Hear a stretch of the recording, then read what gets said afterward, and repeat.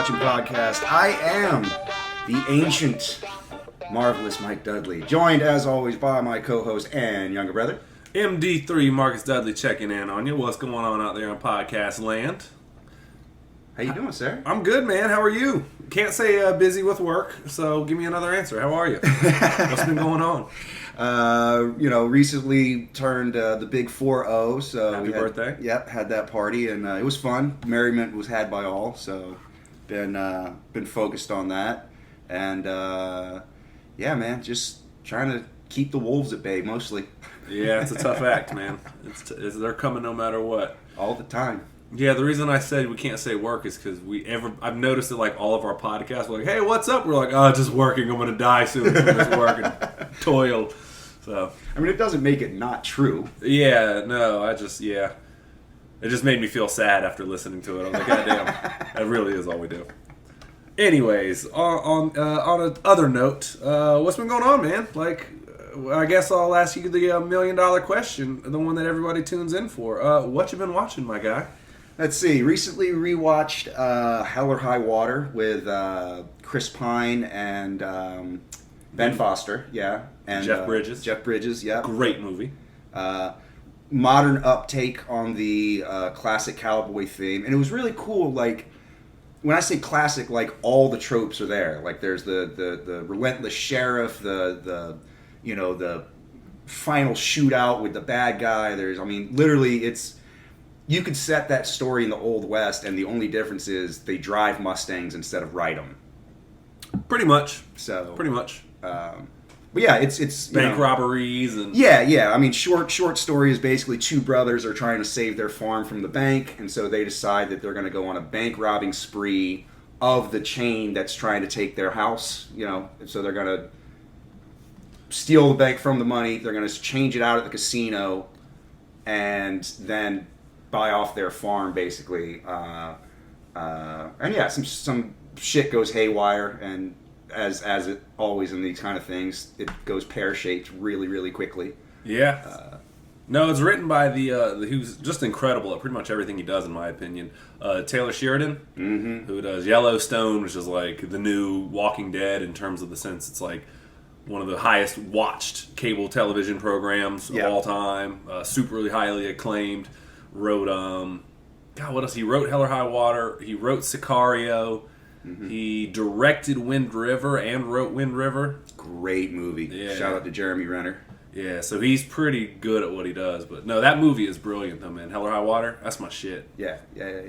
Like I said, just really, really good modern take on the classic cowboy themes. It's all the tropes are there, and you can kind of see them coming a little bit, but they pay off, like they earn it. That it's not like they're trying to just shoehorn them in or anything like that. And it's really beautifully shot, and Jeff Bridges is this like really dour, like brooding, like sheriff. It's literally like 3 days to retirement, and I'm gonna catch him before they send me off to the porch. Pretty much. Also, shout out to the lovely, who I'm gonna go ahead and just do it, give her the underrated performance of the week, Katy Mixon. She plays the waitress in there that won't give the $100 bill. Yeah. And she's like, that money that you call evidence, that's going to pay my light bill. So yeah, I'm going to go ahead and need that back from you. Right. No, she's awesome. She stole that role, and she is also in Eastbound and Down as April, and she is wonderful in that show. So you, my friend Katy Mixon, get the underrated performance of the week, of the century. We salute you. Yeah, no, she's awesome, man. I'm such a fan of that show, of Eastbound and Down, that like, kind of like, I've said it before, like anytime Reno 911 or like Workaholics, anytime I see somebody from that world, I'm like, oh hey, like that's that person, that's one of my friends. So yeah.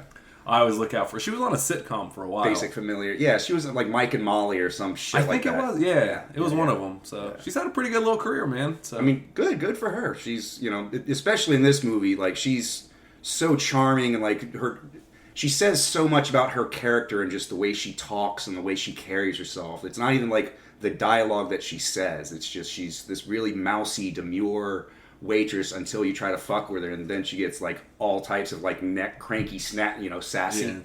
But not like not like played out like like no, all no, no, that but shit. like you can just tell like she's copping an attitude like right then and there. Like she's wearing all of the emotions on her sleeve. Yeah, of like, you're not taking this money. We can go about this the easy way or the hard way. Right. Also, shout out to the other waitress in that movie, the old lady. That Oh yeah. It's like, we got steak. What don't you want? I've been working here 44 years, and everybody always gets the T-bone steak and the baked potatoes. So what don't you want? The green beans or the corn on the cob? Well, ma'am, what don't you want?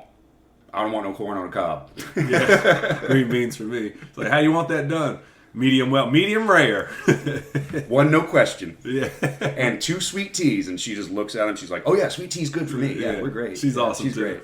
That is a lady who has been at her job way too long, and is just like, "Listen, guys, I'm trying to turn and burn here. The faster I can get you assholes fed and out, the more the quicker I can get another table and go back about doing the crosswords." Right. No, she's awesome.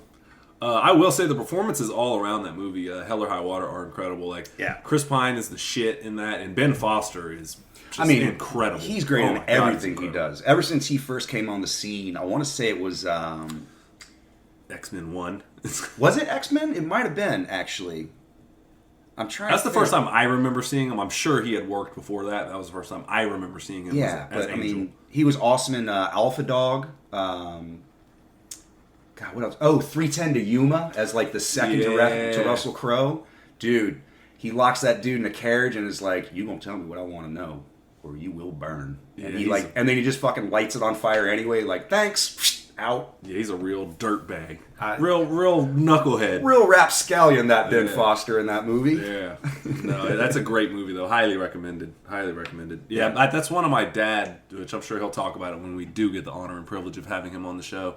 I'm sure he'll talk about that movie a lot. Yeah, because he's a big Western guy. So, spoiler alert or teaser for an upcoming episode. Maybe run down some of his favorite Westerns. So, we'll circle back to that one.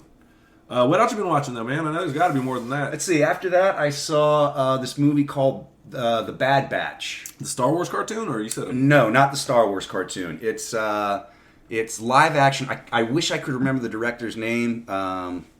I'm not going to look it up because I'm lazy. It was Mario Van Peebles. It was not Mario Van Peebles. Okay, well, we know who it's not. But it's got Jason Momoa and Suki Waterhouse. Let's see, who else is in there? Giovanni Ribisi, Jim Carrey. Wait, Jim Carrey's in it? Jim Carrey's in it, in a really surprising role. Like, it took me a long while to realize who he was in the movie because he plays, like, he's a mute, like, desert wanderer, so he has zero dialogue the entire movie, and he's like got like scruffy long hair and this big bushy beard. He's all like sun bleached or like sun tanned and like looks haggard as shit. So basically it's this dystopian future where they basically just take all undesirables and they put them in like this block in like West Texas and just like let them roam free. Like, nope, this is your life now. Just you're caged into this like impenetrable barrier like wasteland, and Keanu Reeves plays this religious cult leader called the Dream. Keanu. Because when I think of a charismatic cult leader, I think Keanu Reeves. Yeah, I mean, yeah, for sure. Yeah, I mean, the movie opens in the first like 5 minutes with cannibalism. So nice. Yeah. They fucked this poor girl up, man. It's pretty bad. She's walking around the whole rest of the movie with like one leg and one arm, and it's like she's trying to be a badass in this barren wasteland. It's pretty fucked up. Damn. No, I've never even heard of that. It's worth a watch just because it's so odd and so unlike anything. I mean, maybe a little bit of Mad Max, a little bit of Escape from New York, that kind of thing. But I mean, it's pretty unlike a lot of other movies out there. It's I can't think of too many ones that kind of tie into it or that would strike a similar view. Okay. You'll have to check that one out. No, I've never heard of that one. Yeah, I think it's on Netflix actually, so it's definitely worth a look. Okay. Well, I know another movie that we definitely saw together, but we're going to circle back to this one. I know we watched Clerks III. Yes, sir. Yes, sir, we did. We're going to come back to that one because we are going to deep dive into that one a little bit. Anything else, though, man? Or anything else? Any TV Been trying to catch up on Sandman. I'm almost done with that. It's I haven't. really... Oh yeah, I haven't watched a single one of those. How is it though? How do you dig Sandman? I really like it. It's sort of like every Cure song meets Salvador Dali. That's a pretty cool sell right there. That's a good elevator pitch. Yeah, it's got a little bit of like H.P. Lovecraft thrown in there. Basically, the Sandman dream, Morpheus, is captured by humans and he's imprisoned for 100 years. And basically, he goes on this quest to get back his sacred totems. He's got to get his helmet, his sand, his golden ruby, or his magical ruby, whatever. And he has to go meet Joanna Constantine. He has to go fight Satan. He has to go meet with Cain and Abel. Okay. Traverse the dream world and all points in between. And it's just really trippy effects. And like you can tell Netflix poured a lot of salad for this. Okay. Who plays the devil? Gwendolyn Christie. She was Brienne of Tarth from Game of Thrones, which again means nothing to you. But no, we're gonna circle into that one here in a minute. It's the second part of the portion of this show, the second act. Which so cool, man. Sounds like you're enjoying it though. It's one of those things we've talked about it on the show before, where I really want to get into that comic book and that series, and I kind of tertiarily know it. Right. I know I made that word up just now. But no, it's tertiarily. Yeah, but I kind of know it in my periphery, but not committed as I'd like to be. But it is a show I want to watch, though, and even read the book, dare I say. But we will never do a What You've Been Reading here. Never. I will double down on that from the previous episode. I've been reading the back of the cereal box. Exactly. I made it halfway through the maze.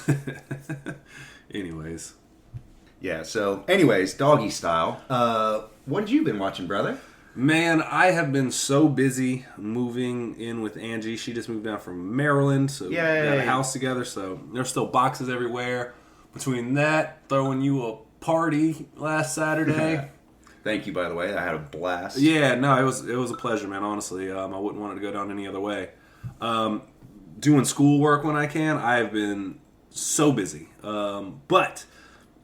So really not much. I'm going to be very honest with you. It's probably a bad week for me to podcast. I will get into a list of things I have not watched. This is a new subsection of don't ask Marcus about this shit if you don't know. 1, House of the Dragon. Don't ask me. Don't care. Don't know. You say a Stark, I think Tony. Boom.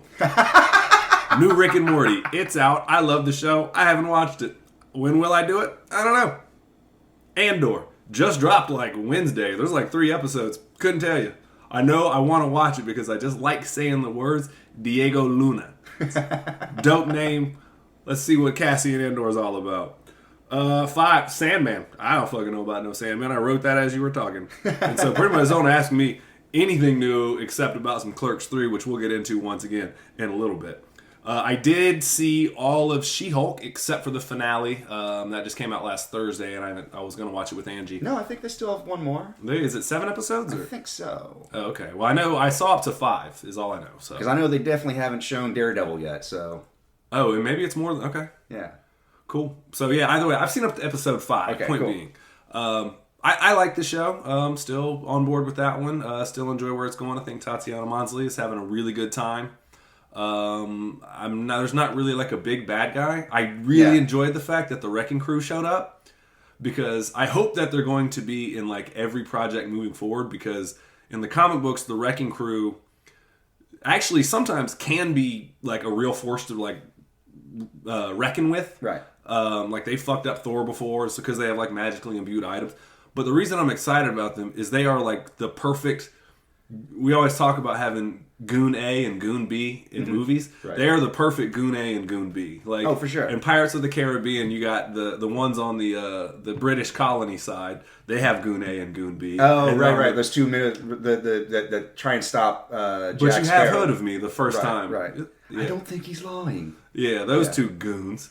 And then you got the what's it? Skaggs and Rigetti or whatever? Yeah, whatever they are. And no, the mooring line. Goon A and Goon B there. We can get you a new eye. It does splinter something awful. Yeah, those guys.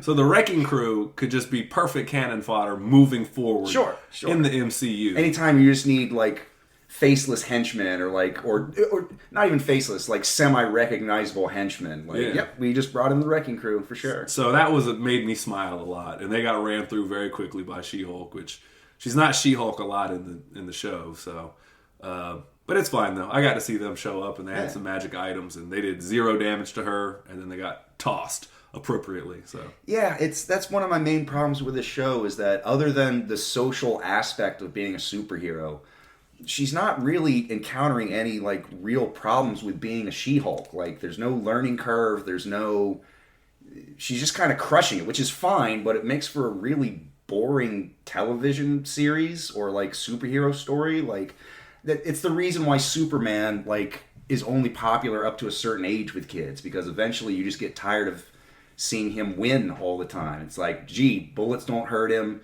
He's really awesome at what he does. Yeah. What are we like? What am I tuning in for every week? Not much moral wiggle room. Yeah. I mean, there's never the moral quandary of like, I have to either save the room full of puppies or the one child. I can't do both. Like, yeah. No, I mean, I still like the show though. I mean, for what it is, she is kind of crushing it a little too well at being a Hulk. Like, there's not enough conflict in her. It's just like, it's mostly enough. I've accepted what the show is now because it showed me what it is. It's the wrinkles of her life now that she wants to just move on, and because episode 1 was her like, there's no need for me to ever be a Hulk, right? And now it's like the whole story arc that we didn't see on screen of Bruce Banner and the Hulk merging into one person or one body, as it were, one body and mind combined. It's kind of just on her own terms. It's like, oh, these are the wrinkles that life's going to throw at you. Sometimes it is necessary to be a Hulk. And guess what? You're going to have to be a Hulk whether you like it or not. And it can be to your benefit. So it's just kind of that. And it's not really a superhero show, which I give them credit. We've always said it on the show before that I think a lot of these superhero shows and movies work best when it fits into a genre and it just happens to have superheroes in it. Like sure. Logan being a Western. This really is a court procedural, a comedy, like an Ally McBeal or something like that. Yeah. That just happens to have a She-Hulk in it. I mean, it's fine, and it's just not necessarily, I don't think it's like top tier Marvel. It's entertaining though. Like it does have its shining moments. I think it's a very funny, very snappy show. It's definitely written for the millennial crowd who are, just everything is sarcasm and everything is, the jokes just not necessarily come like one right after the other, but like they're very quickly set up and paid off. You know what I mean? Yeah.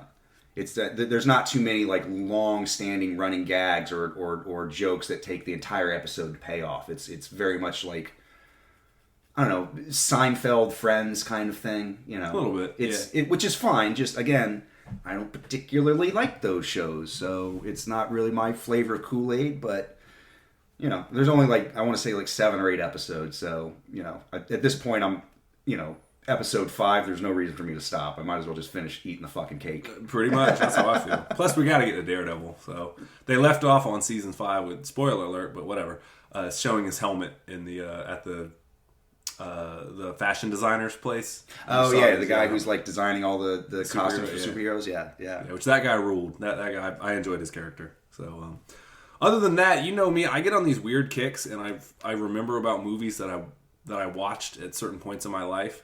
And there's a movie I saw. I didn't see it in theaters or anything, but I remember it came out on DVD, and I rented it, and I fucking fell in love with this movie.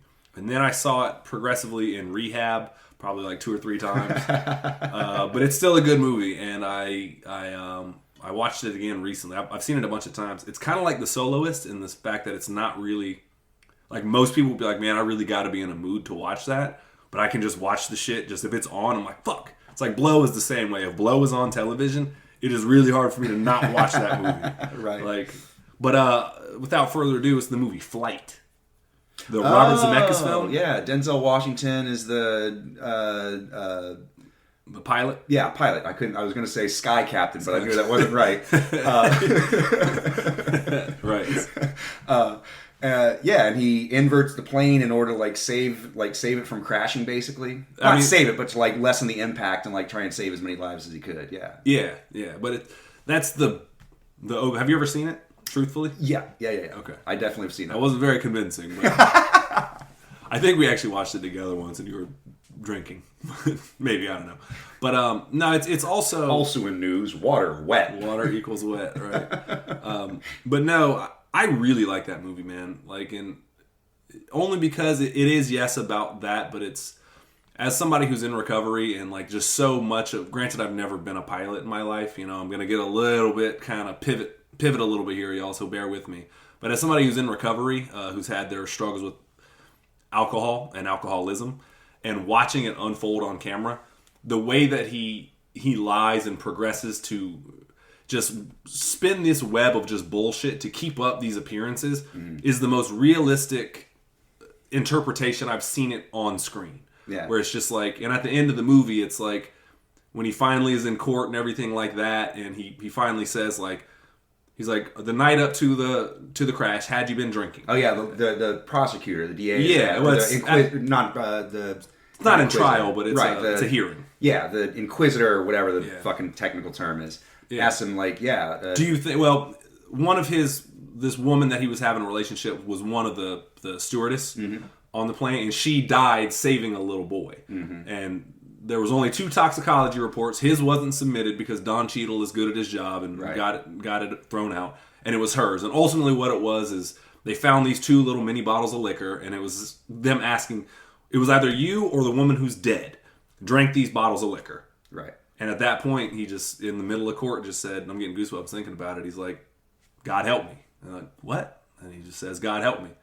And he said, no, I don't think it was her that drank them, because I drank it. I drank the night before. Right. I drank the day of. Hell, I'm drunk right now. I'm drunk right now. Yep.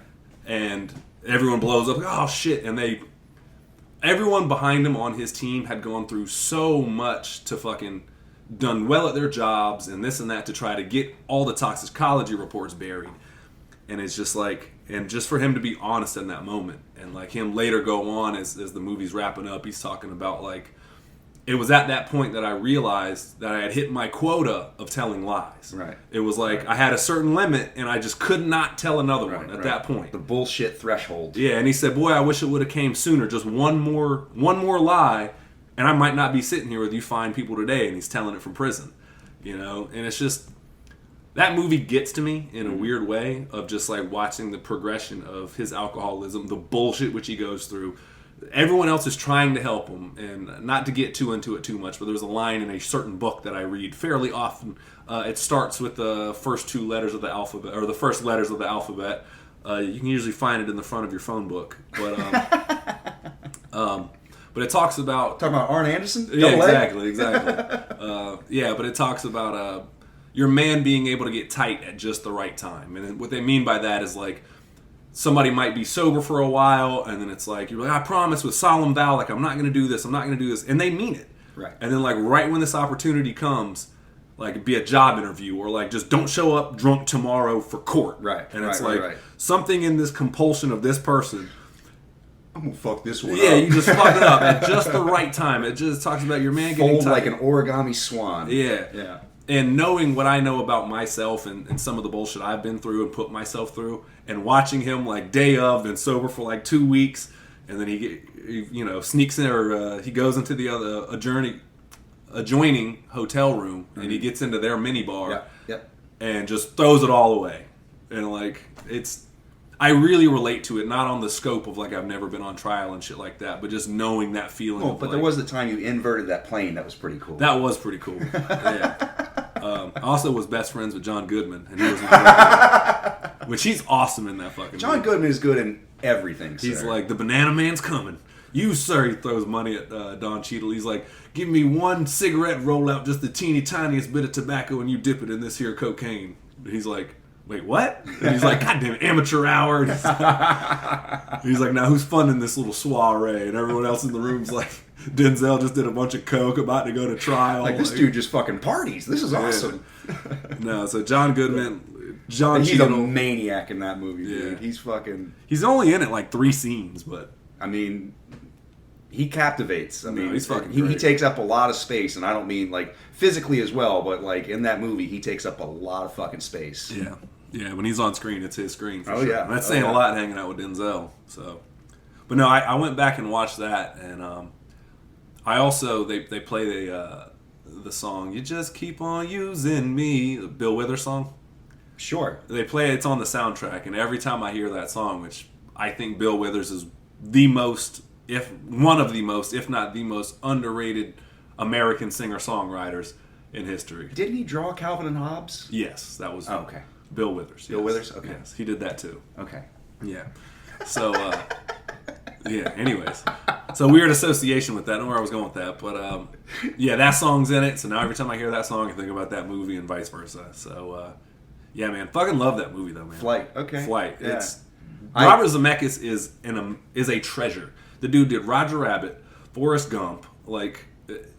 Just fucking look up his resume. I mean, it's insane. Roger Rabbit, in and of itself, is probably should earn him place in the Hall of Fame. I mean, the fact that he got Bugs Bunny and Mickey Mouse on the same screen at the same time together, get out of here. That's fucking incredible. Yeah, I mean, the funny part about that movie is because it was Disney characters and Warner Brother characters. Mm-hmm. Each one of them had to have an equal amount of screen time. Like, could not have a second more than the other one. Right. And even when Daffy and Donald were doing the dueling pianos, mm-hmm. they couldn't. That's a great scene. Yeah, they couldn't have one actually best the other. Like, you know how usually Bugs Bunny will best Daffy by the end, or Daffy's own hubris will best himself? They couldn't do that with those two. They had to, like, be evenly matched. Right. Which is fucking hilarious that they actually took the time, like, those were the terms, so... Like, not only did they have to have the same, like, second of screen time, they went down frame by frame to make sure that Mickey and Bugs were on screen for exactly the same number of frames, like meticulous kind of thing, like a legal nightmare to get done, and it still works, and it's a great movie. Great movie, great voice acting, and Bob Hoskins is great. Eddie Valiant. It's a great detective noir thriller. Essentially, it's about murder and like adultery and crimes of passion and it spirals out into this whole, like, cable car conspiracy thing. Like, it's fucking great. And then Christopher Lloyd is... Which we did not give Judge Doom enough credit on the greatest villain. We should have seated him a little higher, personally. Maybe. We tried. We tried. That might have been his downfall, is that he wasn't seated higher. Yeah. I think... God, who did he go against? I don't know. It's set in stone now. It doesn't matter. That's right. It doesn't matter. We can't even discuss it. Yeah, but no, Bob Zemeckis' resume is crazy, man. Like, Castaway, check. Forrest Gump, check. Man on the Moon. Back to the Future. Back to the Future, like, yeah. Come on, man. Flight, like, get out of here, bro. Who Framed Roger Rabbit? Like, just those movies alone. Like, get out of here. Yeah. So, yeah, Flight. How many, what's your rating on it? I will give it 2 broken wing flaps. 2 broken? Oh, that's a lot of wing flaps. That's a lot of wings. You might not need much more than that. You might not. I don't know exactly how many wing flaps. I do know how many wing flaps are playing, but I would hope at least 2. 2? 2's a lot. 2's a lot. Yeah. No, but Flight, man, I absolutely love that movie though. But we are going to talk about a little bit of Clerks 3 real quick, but I think first we should take a break and visit with our sponsor. Oh, we have sponsor? We do. Our sponsor is Batgirl, and we will talk to you about that soon. Be right back. Nah. And thank you for our sponsors, Warner Brothers Batgirl and David Zaslav. Batgirl. When you want to burn down your streaming service for the insurance money, Batgirl is here for you. Because that's ultimately what's happening. Anyways, moving on to Clerks 3. You know, I was really looking forward to that one, too. Oh, yeah, right. Yeah, apparently the shit was unwatchable, but I don't know. Who knows? Anyways, so we went to what we call a Fathom event. Shout out to Regal Cinemas. I hope you never close, even though I know you have some financial issues coming up and it's not looking pretty. If I had the money to privately own that place, I would just buy it and just show all the great movies that I like. That would be the new new home of Cap City Video Lounge right there. Just dunzo. Well, I think Regal as a company is in a lot of financial. They might not bounce back from this COVID thing, so we'll see.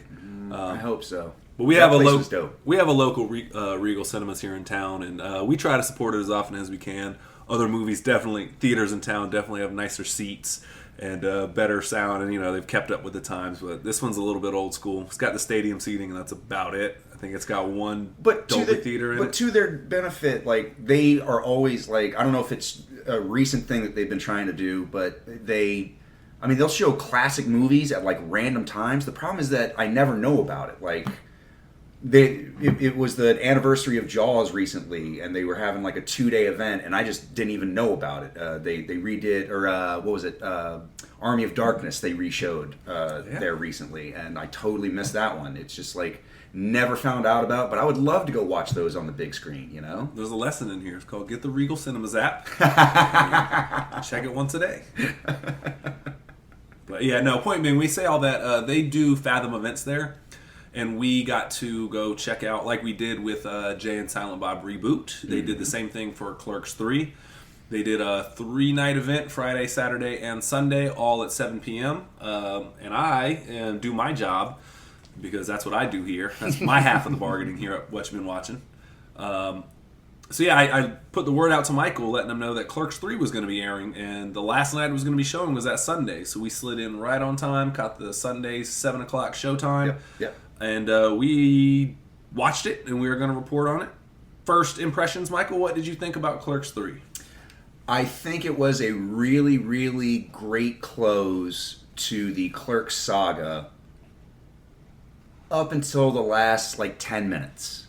Okay. I think that it's definitely one of Kevin Smith's more emotionally involved movies. He's definitely trying to bring out all the feels, especially if you're of the age, Generation X now entering middle age, and millennials not far behind, and sort of, that age group that grew up on his movies and his sort of humor. It's sort of coming to terms with them being phased out, and also coming to grips with their own mortality, which is, a direct reflection of the heart attack that he had, was it 4 or 5 years ago? 3 or 4, I think. 3 or 4, okay, yeah. Something like that. So basically, the summation of the plot is Randal Graves, who we know from the original Clerks, Clerks II, and a couple of other Kevin Smith movies, has a heart attack, and he decides that he's done wasting time, and he's going to make a movie about his life, and so he ultimately decides to make the movie Clerks. And so it's very self-referential. There's a lot of callbacks to the original.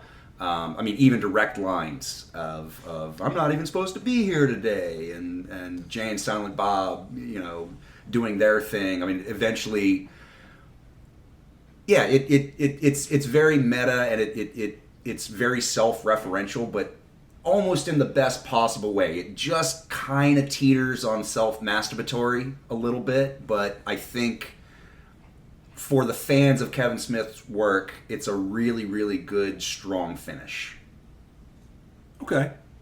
There's parts you said in there I can definitely agree with. There's parts not so much on. Sure. Okay. Let's get into it. If I may, I first off, I did enjoy the film. I definitely did. I walked out of there not really knowing what to expect. I'm going to be honest with you. When I bought the ticket, I will always support Kevin. I like what he does. I like him as a person. And so even if I hate it, I'm still always going to give whatever movie he puts out, I'm going to give it a spin. Sure. At least just to keep up with it. So he's built up enough goodwill or faith with you that he warrants at least a singular look. Yeah. So try it out. Yeah, pretty much. So I saw a reboot, and I thought there was parts of Jay and Silent Bob Reboot that had a lot of heart to it, but I got to be honest with you, I didn't think it was a very good movie. I think I enjoyed it because I'm a Kevin Smith fan. Sure. But if it wasn't for that, I don't think I would have enjoyed it whatsoever, personally. That being said, when we bought the tickets for Clerks 3, I was a little reluctant. Again, I know I'm going to go buy it, but I thought that maybe this might be the movie that I was done with Kevin Smith as an artist. Sure. And that he might evolve into a novelty act for me. Again, not going to stop supporting him, not going to stop showing love for my guy, but to the point where it's man, these aren't good. Just being honest, sure. that was my fear. If I'm just being all the cards on the table. Thank goodness that wasn't the outcome. I actually really did enjoy the movie. It's interesting to see how much the Clerks franchise has pivoted from where it started, being a very humble, independent thing, to where it is now. I will say this, though. I think it was his most honest movie. Outside of maybe like Chasing Amy, because it's very Sure. biographical in a weird way, but at least with Chasing Amy, he did it. He was nice enough to not have told you the story 40 times before. Yeah, I see that for sure. But here's the thing, though, man. I wish that I almost knew nothing about Kevin Smith. I think I would have enjoyed the film more. Because I do listen to the podcast, and he is a little bit of a, and I don't mean this in a mean way, he loves to talk. He's an auteur for sure. Yeah. And hey, that made a rhyme. I know, that's what I do, man. You're a poet. You didn't even know it, Silent Bob. But he's told the story of his heart attack, all the surrounding. I've heard all of the stories that he wrote into this movie several times. Right. And after Jay and Silent Bob reboot, I thought that was like enough of that was. The whole thing was a giant wink at the camera and was very masturbatory. Jay and Silent Bob reboot was. Yeah. And I was to the point of like, dude, I love you and I support you. I do not need another meta commentary. I scratched that itch with you on Jay and Silent Bob reboot. I don't need it again for this one. I could see that, yeah, for sure. And so I was almost kind of going to wash the movie off because it was like, it was nice to see them like kind of pay reverence to Clerks, but they were doing it, some parts of it were literally shot for shot. And it was nice to see like how the boys have aged behind the counter. It is the theme of the movie is coming to terms with these things, and having the visual comparison, like knowing of how young they used to be back then and looking at them now was kind of a harsh reality because I've grown that age too. Sure, yeah. It's a little unsettling in terms of it's definitely an in-your-face reminder of like Dante and Randal look their age, and they're not 22-year-old, and there's a little aspect of having the pithy, cute, quick conversations used to be hip and trendy when you were 22. Now it's just a little bit sad. It's a little bit...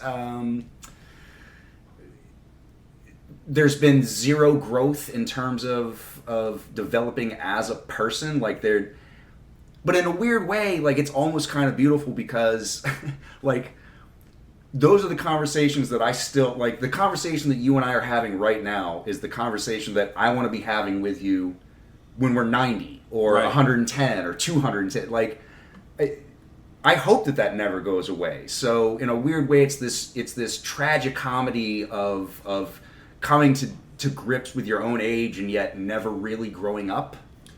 Yeah, no, I agree with that. I mean, definitely, and I would definitely, let's circle back to that point.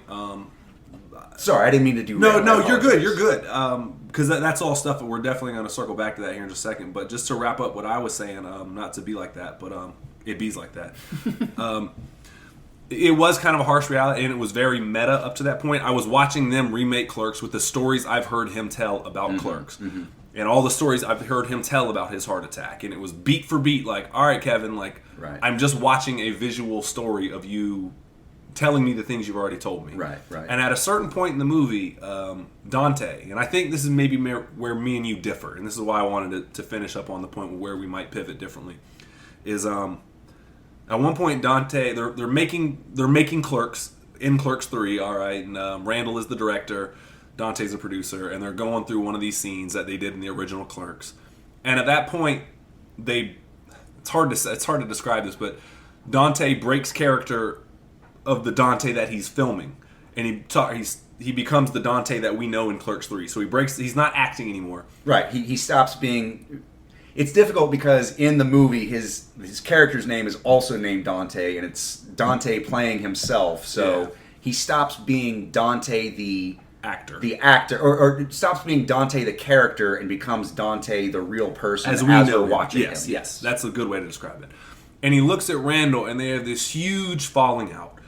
And at that point, I had this giant sigh of relief. Was like, oh, thank you. Right. Because I couldn't go I was losing my interest in the sense of like, I've heard all of these jokes before. And I'm not saying they're not good jokes, but they were funny the first time I heard them. Sure. And now I'm just seeing them written in a different way. And it was like, man, like... Right.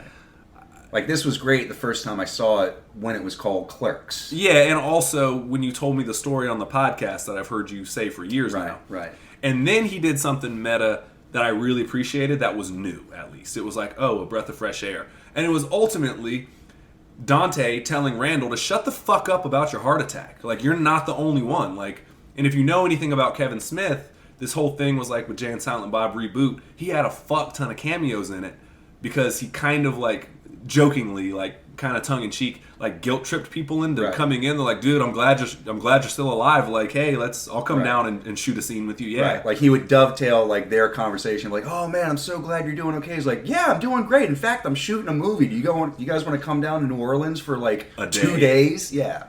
Yeah. And you were like, well, I mean, he's like, come on, I just had a heart attack. Yeah. So, and it was kind of him telling himself, like, at Dante, through the lens of Dante, like, dude, shut the fuck up about it. Like, it's not all about you. Right. Like, and I thought that was one of the most honest moments I've seen to pivot from where it was just minutes ago to where it went there was just, I was like, bravo. Sure. Bravo. And it was that, it got my attention invested back in where I was with the boys behind the counter.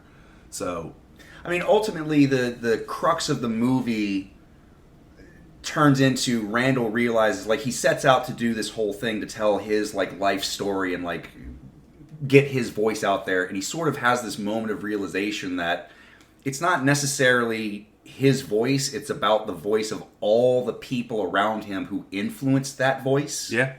You know, Jay, Silent Bob, Dante, what's his name? Trevor Furman's character. Elias, thank you. I could not. I'm going to kill myself for that one later. Yeah, you're good. You know, so yeah, it's this almost really weird meta, like the artist realizing his own influences and coming to grips with like, oh, my voice is so much everyone else's voice around me, rather than like, it's not necessarily my story. It's the story of how these people have turned me into what I am. Right. Yeah, I think that's very much so it. And like you were saying earlier about like the whole Gen X, or like Randal was very much so like back in the day, and people can attest to this, where it's like he was always the smartest person in the room. Oh yeah. And this and that and the third. And there's this beautiful monologue that Brian O'Halloran delivers as he breaks the character of Dante and becomes Dante as we know him. Mm-hmm. And he's saying that like you sit there and think, and you're writing this movie about yourself. And yes, we all know, we've all heard about your fucking movie. Trust me, you've made it very clear that this is your story. And he's like, but you've done nothing to live a life. Only thing that makes you cool is you're the fastest, the quirkiest. Like, you're a fucking 50-year-old man now. Like, that shit's not cute anymore. Right. All you've done is watch other people live their life, and you sit there and you mock it. Right. And that, when he said that, was like, oh shit. Like, all these people that, you know, like the Randals of the world, when you watch these movies and you're like, oh, that was stupid. That was dumb. I don't... Or not just that, I just mean like the character of Randal, when you're just like, oh, you like him because he's the fastest, he's an asshole, and he's the shit, and he says what's on his mind, and you're like, oh shit, that's not a good quality. To do that for 30 years is fucking draining. Like... Fucking tell me about it. Yeah, it's like you've been an asshole this whole time, dude, and it's all about you, you know? Imagine how I feel building my whole life off the concept of Randal, and now being like, oh, I've wasted everything. My youth is gone. It's me with the past, bro. Trust me, I get it. That's why when Step Brothers came out, I'm like, oh, it's me, fuck. Yeah, so a bit of a harsh reality. Right. But not, the part is that also Rosario Dawson's in the movie, but we find out, has died in a horrible car wreck. Yeah. This is when it really, like, Angie is not, I think she's seen Clerks once, she was saying. Like, maybe not even in its entirety. But she actually still enjoyed the movie because she was like, it was a lot more emotional than I thought. Like, I cried over it. But there's a scene where you find out that Rosario Dawson's character, while pregnant, died in a car wreck, who was engaged to... married to Dante. Yeah, married to Dante briefly or whatever. And he has this whole scene about like, yeah, you had your heart attack and you got to live on. And my life died in a car crash. Boom. That's life for you. Fuck you. Oh yeah, and by the way, fuck you again. My life came to a screeching halt. Right. So here we are making your fucking movie, and you just kind of realize like, it made me look at my own selfishness sometimes, and I think we all are guilty of this. Sure. Of being able to not realize, because we're so close to it, about looking at the me of it all, and its ego in a sense of the fact of like, not in like, oh, I am the best or whatever, but just it's that shit that stands in our way that we can't see. And then once the second we look at it through the lens of someone else's pain, we're like, oh, fuck. Right. I've been really inconsiderate. Right. You know? The pain that I'm feeling on the grand scale of things is minimal compared to the person standing right next to me. Right. So it kind of got me, man. I welled up a little bit when he talked about the car crash, and he goes, oh, and here's life. Fuck you. And then he pauses for a second and goes, and fuck you again. And he just said it. It was a really good monologue, and I was kind of, the acting, it was like everyone was really comfortable with the characters, but there wasn't a lot for them to chew on except being themselves. Sure. And Brian O'Halloran knocked it out of the park in that moment. Yeah. So big shout out to him on that one. Yeah, he definitely brought a well of emotion to that scene. Just a side tangent, it reminds me of, you were talking about, like, my life ended, end of story, done, finito. There's a scene in Sandman, and not to give too much away, but spoiler alert, where he goes and sees his sister Death and just spends the day with her. And there's a scene where, I mean, literally, she takes a baby. Like, she goes and visits this house, and the mom's all, oh, let me get you a bottle. She goes to the next room, and then Death steps in and literally just picks up the kid and is like she's having a full-on conversation with the kid, like looking at him, like, and the kid's cooing and kind of mumble crying a little bit. And she's just talking to him like, yep, I know. That's all you get, kid. I'm sorry. That's the way it is. You ready to go? And she fucking takes him away, man. And, like, it's, like, that's it. And, like, Dream is sitting there in the hallway just bewildered by this and just watching, like, this thing happen. It's like, yeah, sometimes them's be the breaks. And your pain is minimal as fuck in that instance. Yeah, man. There's a scene in the comic books as well, and this is one we were going to talk about. We teased it many episodes ago, if you want to go back and listen. This is what we call the payoff. Yeah, and but it's one of the most beautiful lines in terms of death, and it talks in the comic book Sandman. And ironically enough, Kevin Smith has talked about this on his podcast when he was on the operating table getting the balloon in his heart to open up the valve. Yeah. And it's this old man, and he's getting mad at death, and he's like, I went to the war, and I didn't die there, and I watched all my friends die, and I did all that was right, and I was this person, and I lived till 80, and like I was a good father, I was a hard worker, I was never got the reward I was due. Like, what the fuck is this about? And you take this child and you kill, like, it makes no sense. And Death looks at him and says, you got the same thing that everyone else got. You got a lifetime. Right. You got a chance. Yeah, and it's like, holy shit, man. Right, so, right. Yeah, anyways, it is very much so in the same spirit of that, of like, oh shit, and yeah. So I'm going to field you some questions, sir. Sure. About your unless there's something you wanted to directly talk about before we. Other than I don't want to give away the ending, but it's, to me, the ending was the weakest part. It just it reeked of. I felt like Kevin was trying to shoehorn in some sense of finality. Fuck it, let's spoil it. Let's do it. So basically, because I want to talk about it at the end of the movie. Randal's had his heart attack. He survives. He goes to write his own movie, and then in the middle of filming, Dante also has a heart attack.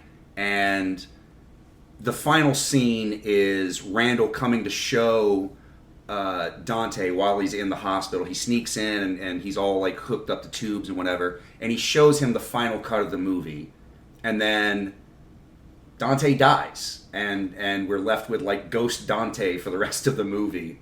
For the last like 10 minutes. And it just, I don't know, it seemed like he didn't know how to end it other than with the death of Dante, or like he had that so directly in his mind that was how it was going to end that he forced himself into it. And I'm not saying that I wanted the happy-go-lucky of like, and Dante and Randal rode off into the sunset and were best friends forever.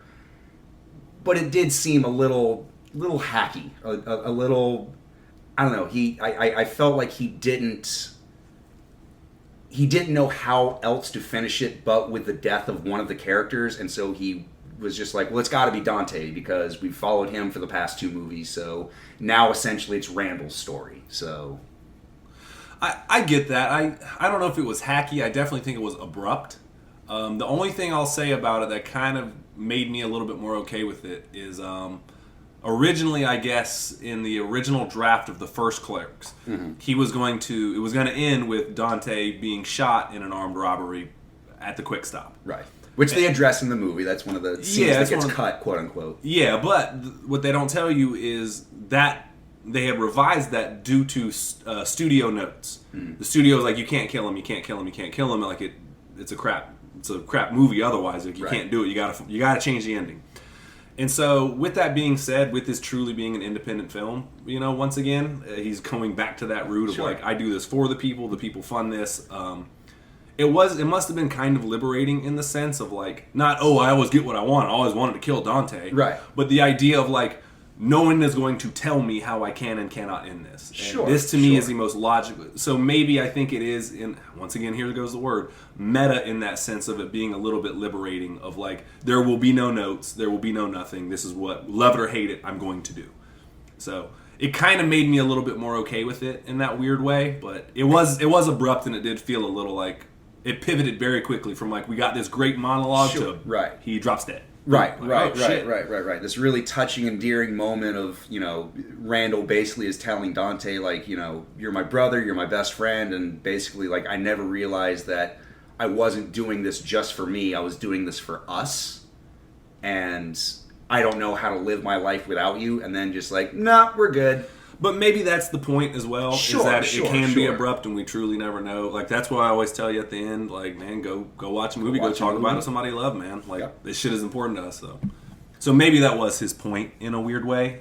Is to show the finality of it. Right, like, you don't know how many days you got left, like, yourself or with the people around you, so make the fucking most of it. And I get it. Again, I think it's a little hackneyed in order to make that point. It's something that they reiterate time and time again, and I think that point was already kind of made, and so to do it to Dante at the very end just seemed a little superfluous, in my opinion. I get what he was going for, but again, I think that you had already stated that pretty well, pretty succinctly, so... Yeah, I'm with you. I can't really argue that fact. Yeah. I can see where you're coming from on that position, so... So my quick question, as I've told y'all before, Michael's been the father to my game on a lot of shit, especially this whole Kevin Smith thing. So I wanted to just kind of ask you, just some basic and just kind of tee up here. Did you think that it was too meta again, or did you? Because I think like you seem to prefer the more meta aspects of it. Like you seem to maybe have enjoyed it before the pivot, which I talked about earlier. Would you say that's fair? Or? Yeah. There's definitely aspects of the meta that I appreciate. Like I like the idea of him making a movie about his idea to make a movie. I think that works. But like you said earlier, I do think that if I wasn't such a big Kevin Smith fan and I wasn't such a avid consumer of everything he does, that I might have enjoyed the movie a little bit more, because there definitely was the aspect of like, oh, I know this story. I know where this is going to go because he said it on, one of his talking tours or his blog that he wrote or whatever. There wasn't a story in here that I hadn't already known the ending of. Right. He's a lot like us, and we don't do it as much on microphone, but like Michael and I will tell each other the same stories 40 and 50 times sometimes, just because they're funny stories to us, so we repeat them a lot. Right. I'm sure you guys picked up on some of that. But no, that was my second thing I was going to ask you about, is like the whole, I understand that you're a writer there, let's talk about write what you know. Mm-hmm. Like Kevin Smith at this point, I understand that's his comfort zone, and I think with stuff that like, I guess part of me kind of misses, for lack of a better word, like the old Kevin Smith. Like, Dogma, you can't really write what you know. It's just simply a crisis of faith. Chasing Amy is a little bit, and I guess he kind of, well, maybe he does. He definitely writes what he knows. Do you think that it's a little too played out in this scenario, in the sense of also, like, Jay and Silent Bob Strike Back was one thing. Sure. And then he redid that again in Jay and Silent Bob Reboot. Sure. Before that, he also did that with his Hitman series, or a Hit Girl series, where Hit Girl goes to stop the movie being made of the Hit Girl franchise. And it's like, do you think that this scenario of him writing again Clerks, for him to shoot Clerks again, is a little bit played out, or what do you think about writing what you know? Yes and no. So like even the plot of Jay and Silent Bob Strike Back is taken directly from a comic book that Kevin Smith himself wrote, where Jay and Silent Bob go on a road trip to, like, there's certain elements that they bring, like the whole like Planet of the Apes thing, like where they go to steal Suzanne the orangutan, like that whole sequence of like, only those as super smart as I will be left to cry. Right. Like that was ripped directly from this road trip movie, or this road trip comic where they're going to it's the story between Chasing Amy and Dogma, where they're going to Shermer, Illinois to go to John Hughesville or whatever. So yes, it's very meta in terms of he is very self-referential, and I think it's a little bit of the Ouroboros. It's the snake eating its own tail at this point. Sometimes it works, sometimes it doesn't. If I wasn't as big a fan of Kevin Smith, I think I would probably but see, I don't know. I don't know that I would get more out of it, because to me the joy is in hearing the retelling of a familiar tale, like, ooh, he's going to tell about the heart attack again, and oh, this is the time when Jay was doing something stupid when he was on heroin. Like, so I don't know. That's a difficult question. Yes, it is very meta, and I think the best parts of that are when he is referencing his own history, as far as like Clerks being made by like Randal making the movie Clerks. It works less when he tries to tie in the auxiliary things from his life. Okay. Does that make sense? No, it does. It does. When he shoehorns in other things that don't really have to do with the making of Clerks. Well, sure. Like a perfect example of that is Yoga Hosers, where, I mean, arguably, probably, at least in my opinion, his worst movie. I would definitely agree with that. But the problem with that movie is that it's all references from his podcast and from his blogs and from his like his video recordings and like side notes and director's commentary. So it's just this amalgamation of just random shit that he's always wanted to see or talked about and just kind of shoehorned into a movie. So when Kevin Smith gets too referential, that would be the result, is Yoga Hosers, you know? Yeah, it doesn't end well. Yeah. So I guess my next question is, I would say that I know he started smoking weed at a certain point. Yes. And I know that, so he was a big cigarette smoker, Clerks, because he said he was so Clerks, stressed. Mallrats. Clerks, Mallrats, Chasing Amy, Dogma, and Strike Back. He was a cigarette smoker. He didn't even start smoking weed until he did... he did the Jersey trilogy. Like, he smoked weed, but he wasn't like, he was like an occasional user. Rare, yeah. It wasn't until Zach and Miri Make a Porno that he worked with Seth Rogen. Yeah. And where he, like, I'm not telling, stories outside of school. Like, he's said this many times. Like, he became a full-blown pothead at that point. Yeah. So I guess my question is, so he's got the Jersey trilogy, and then he pivoted and did things like Jersey Girl and some other stuff, and then he kind of went back to it.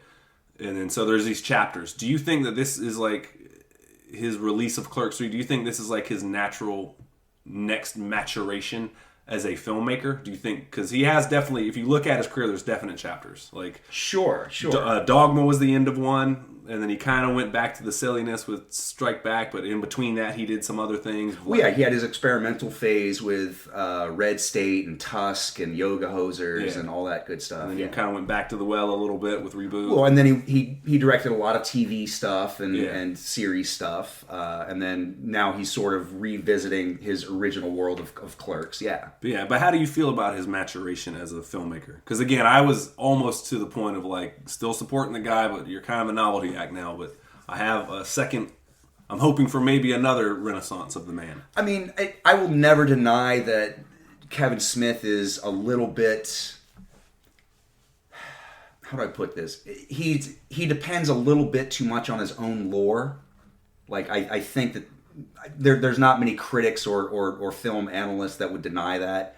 He definitely depends way too much upon his own lore and his own storytelling method.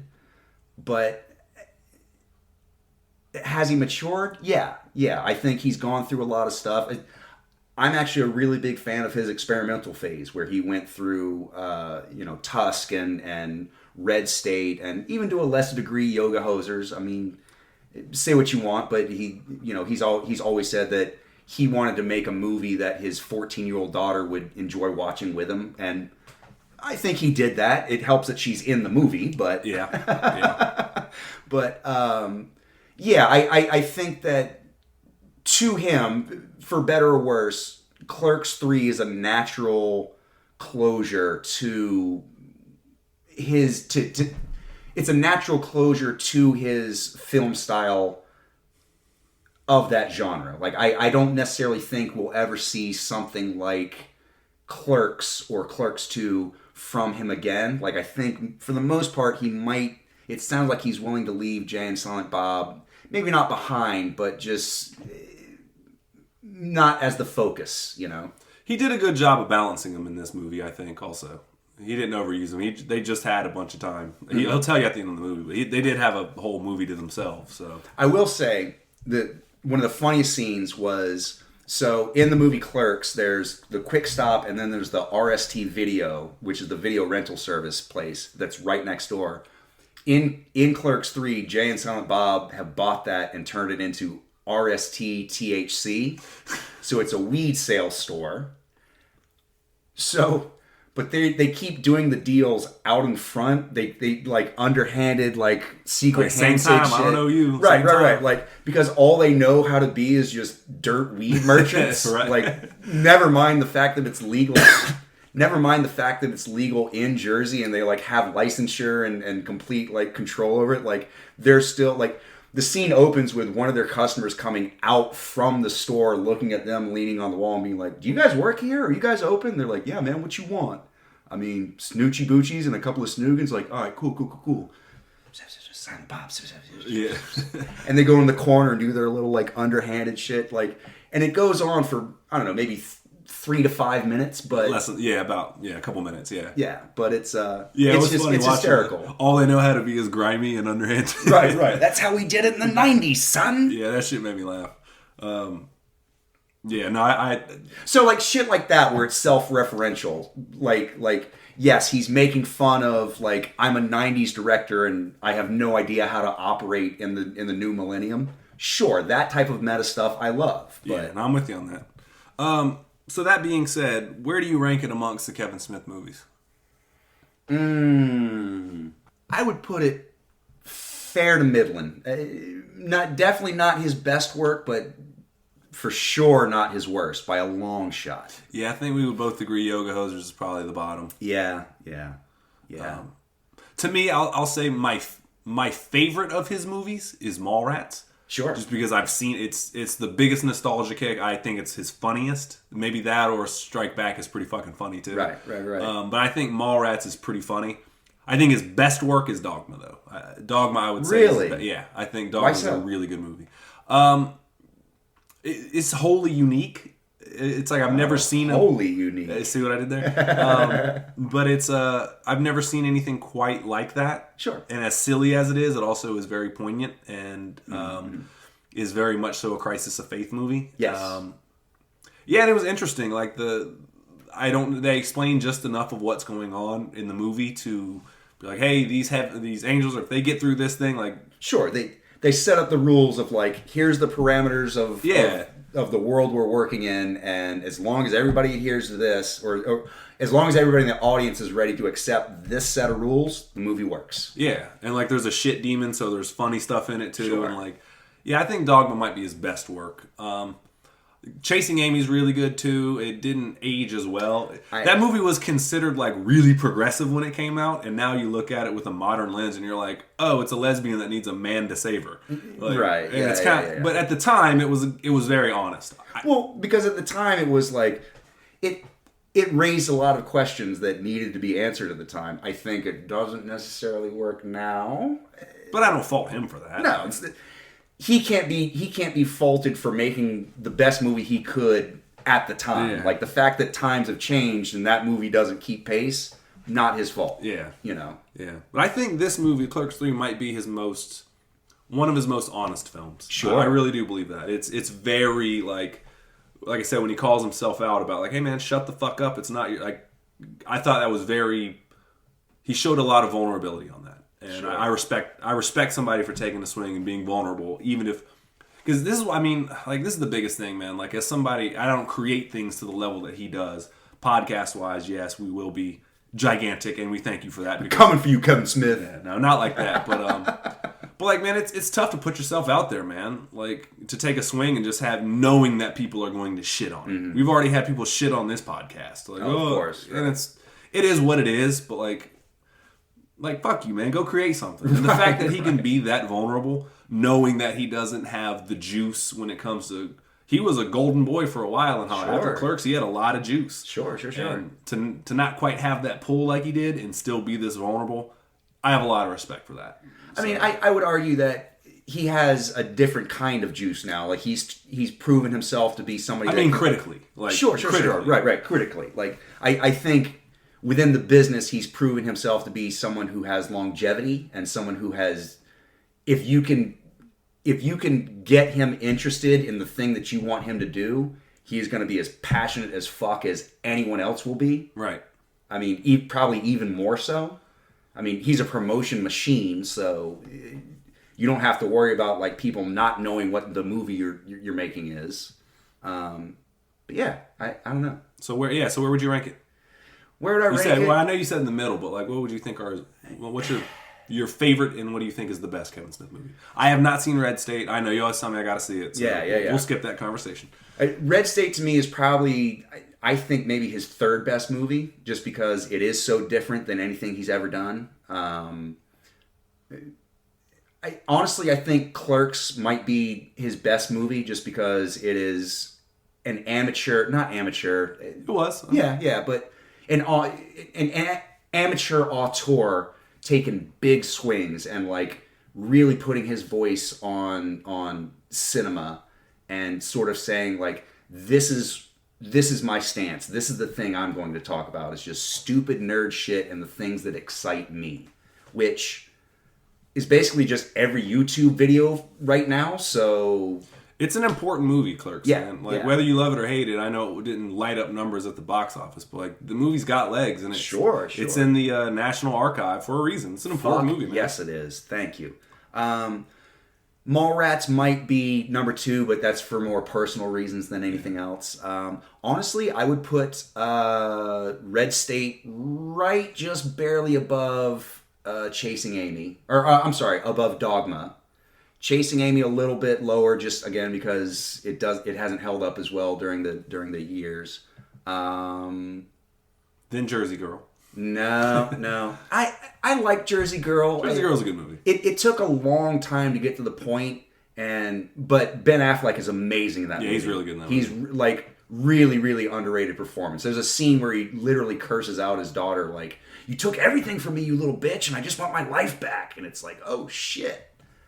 Can you imagine a parent talking to their fucking kid like that? Like, that's some real emotion right there. Yeah. I would put it... Tusk is maybe somewhere floating in the middle. It's really David Cronenberg, body horror, dysmorphia kind of thing, but I love it just because the dialogue is great. I like Tusk, too. It's a weird movie. It is a weird-ass movie. Do you want to see Justin Long get turned into a walrus? Have I got a movie for you? Yeah. With a lot of dialogue in between? Yeah. Then maybe reboot... I'm sorry. Clerks 2. Clerks 2, again, that's floating somewhere in the middle. It's... The problem with Clerks 2 is it's just kind of forgettable. There's nothing really that stands out with it. It's sort of... It very much is the middle chapter of a story. Maybe I would put that 5th or 6th on the line. Let's see. Then Jay and Silent Bob Strike Back. Reboot would probably be right behind that, only just because you have to... It's so self-referential to the first movie. Yeah. My low 2 would probably be Yoga Hosers and Jersey Girl. That's fair. Can't argue with that list too much. Yeah. I'll just also Cop Out. That was another big one. Yeah. he didn't write that though. Yeah, that wasn't necessarily. Oh, Zack and Miri Make a Porno. I like that movie. Oh, you know what? That's pretty high up. I like that movie. You know, that's like upper mid card. Yeah, I would agree with that's like the Dolph Ziggler of Nice. Kevin Smith movies. Yeah, I will say just before to bring it back to Clerks 3 real quick. It is very tonally different from the other two. That was one thing I did walk away missing. Was like the first one had like the Death Star scene where it's him talking about movies, Randal and Dante, and then like in Clerks 2 it was like the whole Lord of the Rings scene where it's like where he was ripping on movies and making a point about other films. Right. And this movie, the only thing that he talked about was Clerks. Yeah. And it was like, God damn it! Like I want to Right. kind of like when that's like his whole thing, man. Right. Just give me one scene of it. Where Right. All he did was just do that, but with Clerks, and it's like, man, make fun of something, damn it. Make fun of Transformers or something. I don't know. Pick something, whatever. So cool, yeah. Clerks. Final review. Any final thoughts before we get out of here? I dug it. I'd give it one salsa shark. I was gonna give it 3 1/4 sticks of Chuli's gum. Okay. I'll give it 34. No, I'm just kidding. I'm kidding. You better change that number right goddamn now. 37 something. Yes, thank you. No, I dug it though, man. Recommend it. It'll probably be on video streaming here soon. Yeah, it's not going to change your mind about Kevin Smith, but if you're a Kevin Smith fan or any type of completionist, you'll feel pretty satisfied walking away from it. I guess on that note, go see a movie. And talk about it with somebody that you love. Later on. Happy birthday, my guy. Thank you, brother.